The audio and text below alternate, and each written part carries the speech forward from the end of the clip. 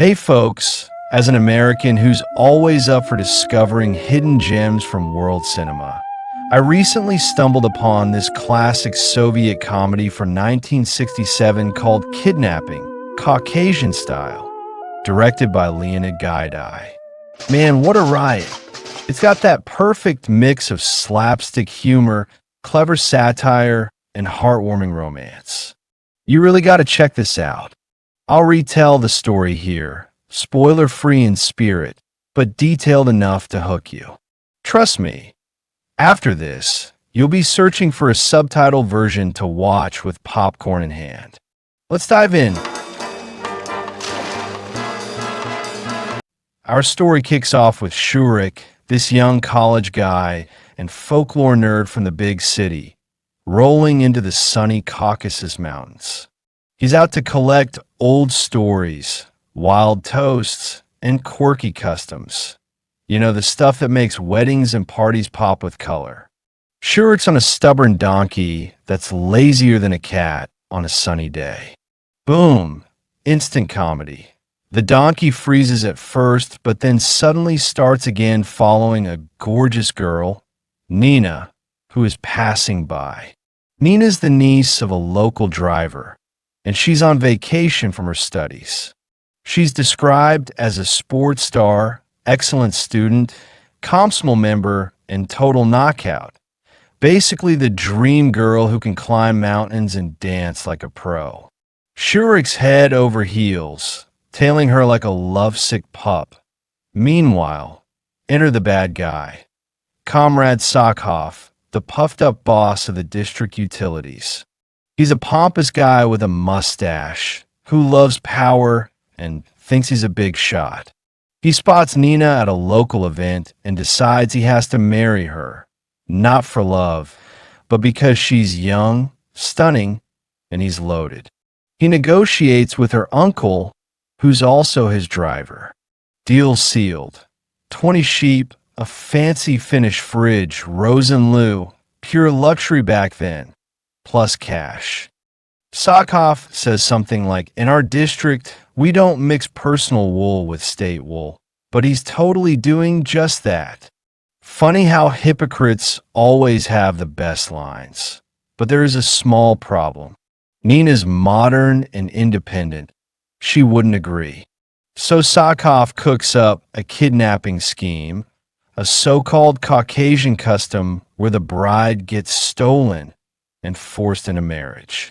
He hires 3 goofy crooks in town for shady deals. The coward, who's always scared and whining.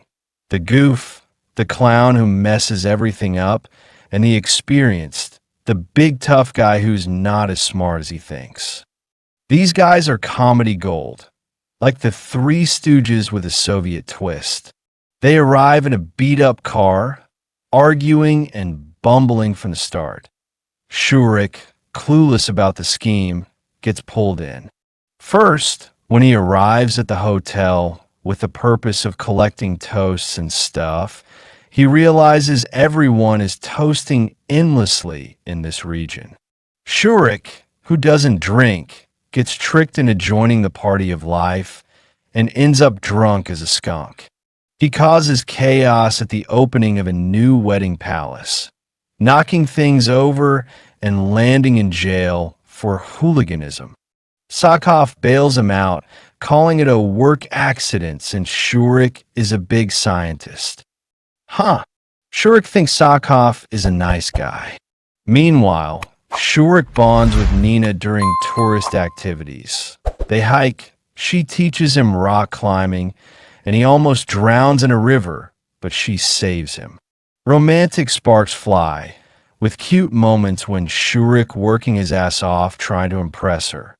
Now, the kidnapping, the trio tries to grab Nina, but Shurik is always around, scaring them off. So, the uncle tricks Shurik into helping, saying it's a fun ritual, and Nina agreed to it for a laugh. Shurik, the trusting fool, buys it. He kidnaps Nina while she's sleeping in a tourist camp, zipping her up in a sleeping bag, thinking it's part of the game, and hands her over to the trio. They lock her in Sakof's mountain house. When Shurik realizes it's real, he freaks. He rushes to the cops, but Sakof twists the story, claiming that Shurik is an accomplice to the crime and will be imprisoned. Poor Shurik insists on seeing the prosecutor, so Sakof takes him to the wedding where the guy's partying. He knows Shurik can't hold liquor, so while the wedding guests are getting Shurik drunk, Sakof calls to the lunatic asylum and asks the docs to look after our dear guest. So Shurik is thrown into a psychiatric hospital. There, the doctors think he's nuts for babbling about kidnappings. Inside the hospital, Shurik meets Edik, a grumpy but kind ambulance driver who's fed up with his job. Curse the day I sat behind the wheel of this vacuum cleaner, meaning his car. Edik believes Shurik, and together they plot to rescue Nina. First, they disguise themselves as doctors and sneak into the trio's hideout. They fake vaccination drive. They jab the crooks with sleeping pills. Shurik reaches Nina, but she whacks him with a pan and bolts. She escapes in Edik's car, thinking Shurik is part of the gang. Well, he did zip her up, right? The actual gang chases her in their car. All three pile in, snag her, tie her up, toss her in with them. Heading back, the pills kick in. They nod off at the wheel. Car swerves off the road. Nina's bound and terrified. The trio's out cold. Shurik tracks them down, jumps in the car, just in time to stop it. Phew. Get the girl out of the car. Unties and tries to explain everything to her. She doesn't believe him at first and calls him Judas. But finally, they share a sweet kiss under the stars. The climax is pure comedy. Shurik and Edik scare Sakof by dressing as ghosts or ancient Avengers. They break into his house at night, kill the lights, and whisper threats like, "We are the spirits of the mountains, here to punish you." Sakof panics, jumps out the window, and gets shot in the butt with a shotgun loaded with salt. Not bullets. Ouch, but funny. He howls like a wolf.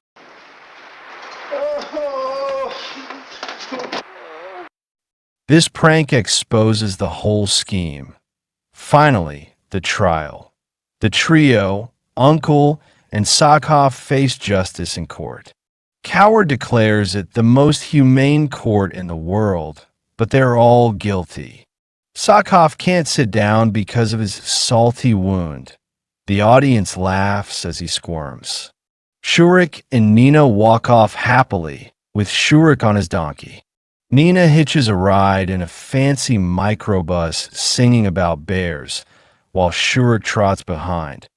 Hey, this movie's packed with lines you'll quote forever, like life is good, but living well is even better. Classic.